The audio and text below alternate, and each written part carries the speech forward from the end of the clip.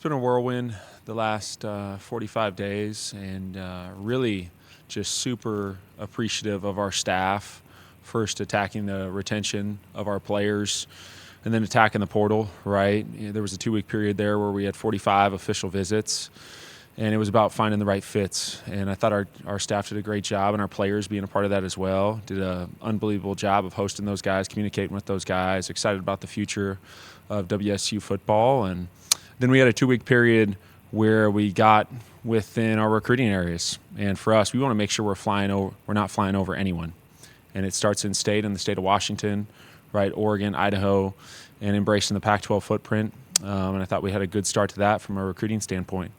Excited about the 2 guys we signed today. Lance McGee, you talk about starting in state for a state player of the year, right, running back, linebacker, did it at a high level and in a lot of big games. And you talk to coaches across the state and just his versatility, his impact in those big games. And then Oliver Bender, who was just here this past weekend, big, long, lengthy receiver who we're excited about adding to the roster. And I'll open up for questions. Jamie Vinnick, CougFan.com. Coach, I think the big question with Lance McGee is, do you have an idea what position he's going to play? That is a good problem, right? You look at what Lance did at Davis from a linebacker standpoint, and then watching the film and evaluating the things that he did at the running back position. We want to make sure he's having an impact on the game, and so that's something we're going to be working through during the offseason. Is there the potential of him playing both? Definitely. We want to make sure we're getting our best guys on the field, right? And when you look at those playoff games and his ability to break tackles, and anytime the back can make the 6-yard gain go 60, right, there's something special about that.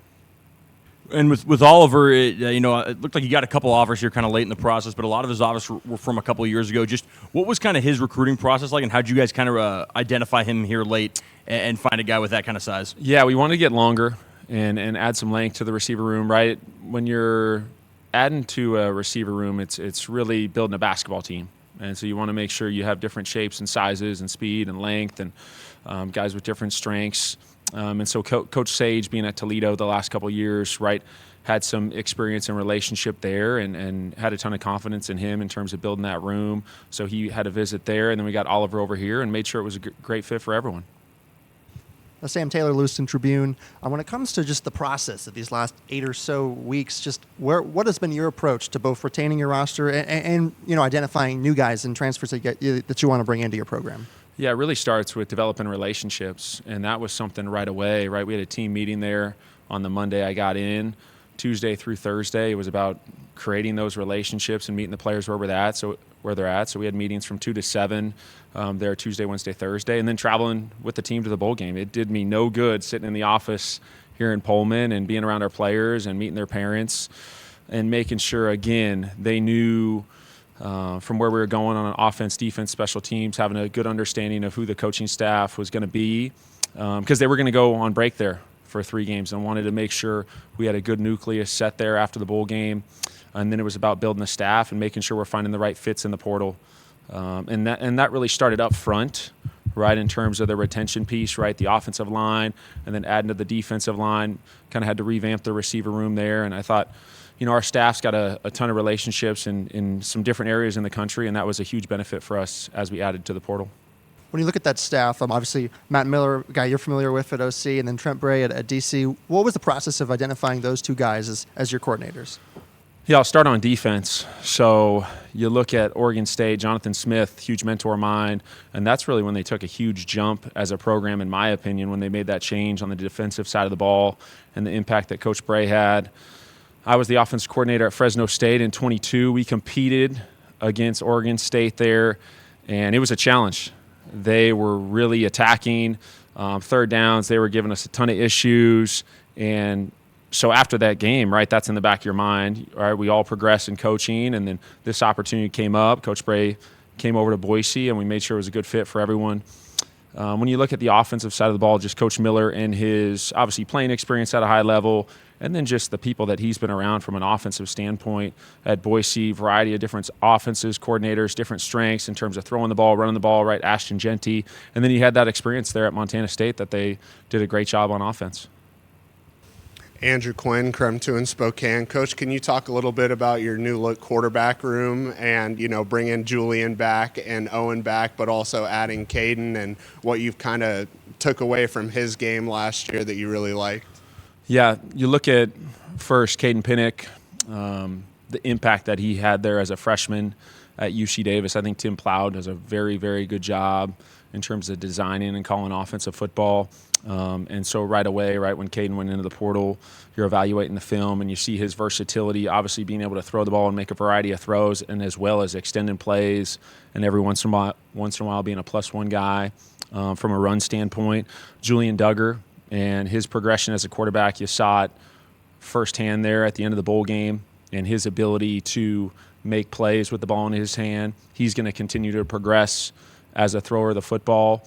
Owen Eshelman, obviously watching the offense and the defense during practice, you saw him lighten up the defense a little bit there in practice. So I'm excited to get out there and see all three of those guys go. And just talk a little bit about the process of getting Kirby and Tony and some of those key, offensive weapons to come back. What was kind of your pitch to those guys, and how much does it mean to you that, they decided to ride with you here? Yeah, super grateful and appreciative for all the guys who chose to stay here. On offense, it's about attacking, and they got to defend us. Want to play with a little bit more pace on offense. That was something that we conversed about. It's going to be about the players, and we've played different styles at different places. You look at Fresno State and playing with Jay Kaner and throwing the ball quite a bit and playing with a little bit more spread to it. We were more of an inside zone gap team, and then going to Missouri, and our quarterback had different strengths. His legs were an asset. We led the SEC in rushing 2 out of the 3 years running outside zone. So very quickly, talking to Kirby and even Maxwell, right? It's at first sending them highlights of Cody Schrader and Ahmad Hardy, and then having that conversation with Tony Freeman, some things we did with Luther Burden, and I think he's got a ton of versatility that we're going to be able to utilize in this offense. Coach Grady Glover with SWX. Can you talk a little bit about just the balance of obviously wanting to recruit transfer players that can, maybe have had experience and can play now versus positions that, you want high school guys that you can develop and are really excited about them? No, it's a good question. I think this year was very unique with the timeline. This was everyone's first time going through these exact dates from a signing day, transfer portal, and obviously there was previous relationships with that class that signed on December 4th, so that was going to be tough, just in terms of the circumstances. Great job by our staff. Obviously, Brad Larondo, a huge part of that. I think we retained 57 players, right, from last year's team. And then when we got to right before June 2nd there, it's about assessing, right, the fits from a portal standpoint. And we wanted to make sure it was that balance of guys coming from different places, guys with previous production. Moving forward, we do want to attack the 27 class, and that's why we got out those last 2 weeks and made sure we're emphasizing the Pac-12 footprint. And then you were talking about how you want guys that are a good culture fit. What's the difficulty with trying to get guys that fit that culture? But obviously, you've only been here for a couple months and you're still trying to build that yourself. Yeah, the culture, we want to make sure guys understand that there's going to be a ton of competition, and it's all about improvement, and everyone, the goal is going to be to reach their personal best, and we got to embrace and be super grateful. The climate in college football is what it is, and we're going to embrace the team for this year. Liam Bradford with the Spokesman Review. Coach, you're coming in here after coaching in the SEC for a few years, and we talked about, Caden coming in, it being his first year in the program as well. After mentoring a guy like Brady Cook, who had such a distinguished career through the years, do you feel confident in what you can do for Caden's game? Yeah, super confident.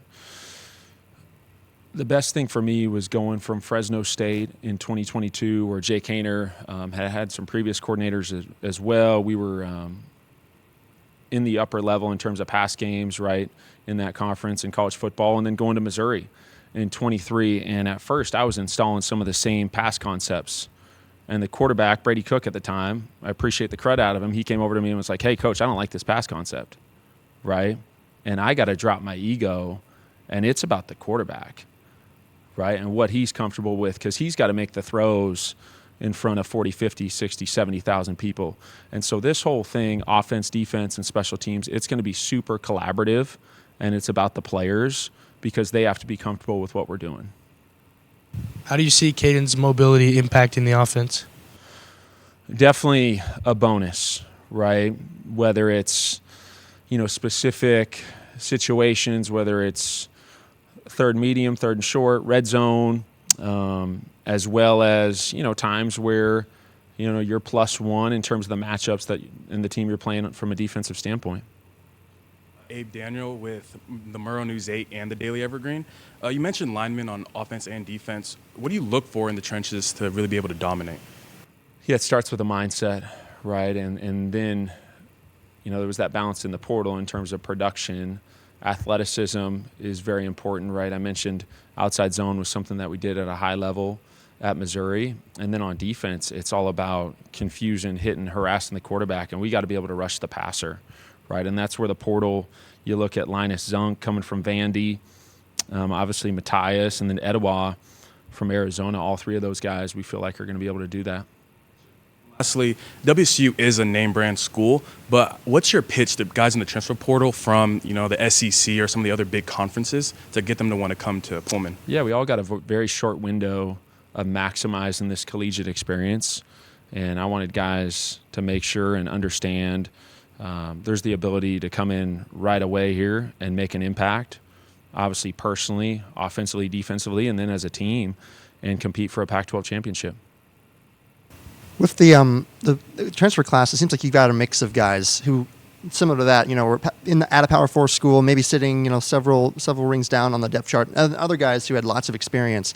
How do you kind of balance that, recruiting these guys who are talented but maybe don't have that experience versus the guys who are experienced and have developed that on-field experience?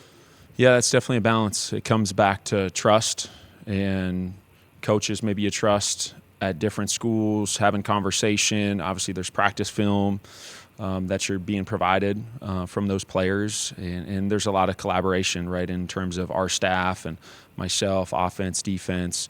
It's definitely a balance. There's some international players on your roster, including a guy, Nathaniel Salmonwright from New Zealand. Yeah. What was the process of finding him and getting him involved here? I'm going to give Coach Cato all the credit on Nate Salmon. There was a little bit of dialogue there, on the back end of Missouri. And so then that, came to fruition here. Really excited. Obviously, there was a lot of moving pieces in terms of getting Nate here, but I think his best football is ahead of him.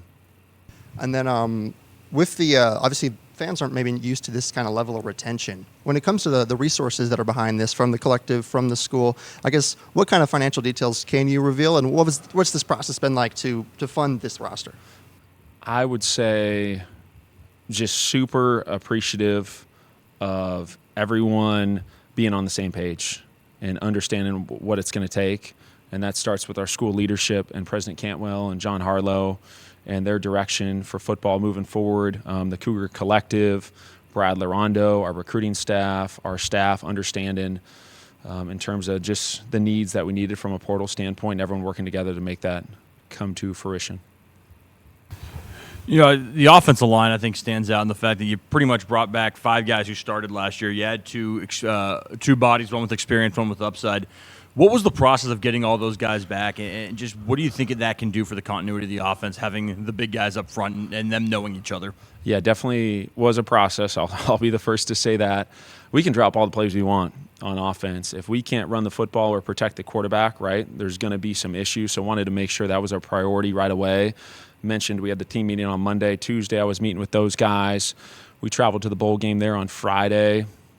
I believe the game was Monday. I know that Sunday morning, I believe I met with all 6 of those offensive linemen that Sunday morning, and again, just wanted to reinforce how much of a priority they were for us moving forward, and super grateful for those guys because that trust was built in a short amount of time.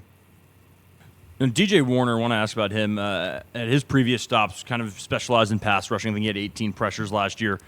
He's listed at linebacker on the roster. What's kind of the approach with him, and where do you kind of see him fitting in your defensive scheme? Yeah, ton of length, ton of versatility. You mentioned the size and the speed. Coach Bray's got some relationships there, and in terms of evaluating even the practice film and some of the colleagues that have worked with DJ, I think he's going to be able to add. The game's played in space now, and just his ability to cover ground at a high level and make those plays is going to be a huge part of our defense. Coach, with how much turnover you had in the secondary, with a lot of guys graduating and leaving, how critical is it going to be through spring ball to get all these new guys on the same page, because communication is so key on the back end? Yeah, you're right. Communication. Give Coach Burns and Brandon Thompson a ton of credit in terms of attacking that portal and setting up those visits. Mentioned the 45, official visits there within the transfer period. It's a combination of guys who I believe have all played a good amount of football, and so that's the positive, right? They've all played a number of snaps, and it's going to be about gelling and communication and making sure they're all on the same page. And that's going to start, obviously, right now it's in the weight room, even the little things, getting to know each other in terms of names and where they're from and previous school that they went to walkthroughs, to spring ball, and just excited to attack this offseason program.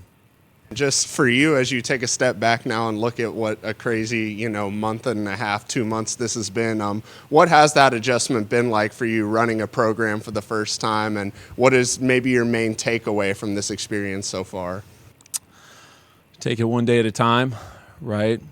That's definitely living that. Dan Vandereet and Brad Larondo have been lights out in terms of the operational side and the recruiting side, and guys who've done it at a high level for a number of years. So having those guys around me has been a huge part of our productivity as a staff. And I really appreciate just everyone pulling in the same direction, right? Compliance, admissions, the athletic department, because this was a big haul and everyone was on the same page. Coach, I know you weren't coaching here when these guys came through the program, but what does it mean for the university to have two guys playing in the Super Bowl this weekend? And then also, is that something you can look at and tell high school recruits, like, hey, everything that you want to accomplish is possible here at Washington State? 100%. Yeah, you can reach your goals. Last Thursday we were doing a fundraising event and saw Marcus Trufant there as well, right? Former all-conference first-round draft pick here at Washington State. Went to the Seahawks game a couple weeks ago, seeing Abe and just everything he's done, and looking forward to him and Kyle and those guys competing in the Super Bowl, and want to make sure recruits know they can reach all their goals here in Pullman at Washington State.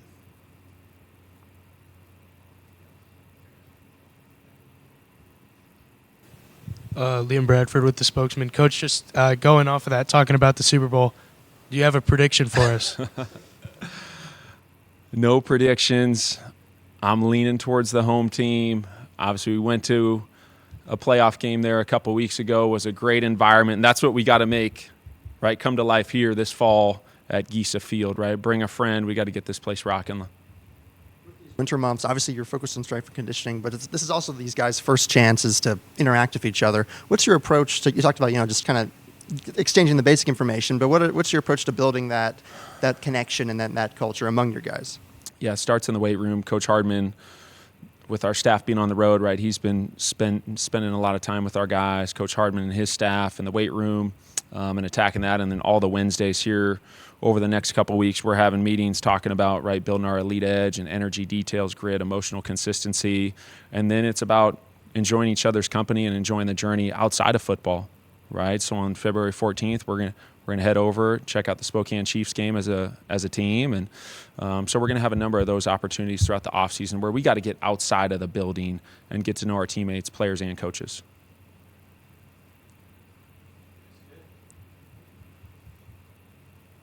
Awesome. Thank you, guys. Go Cougs.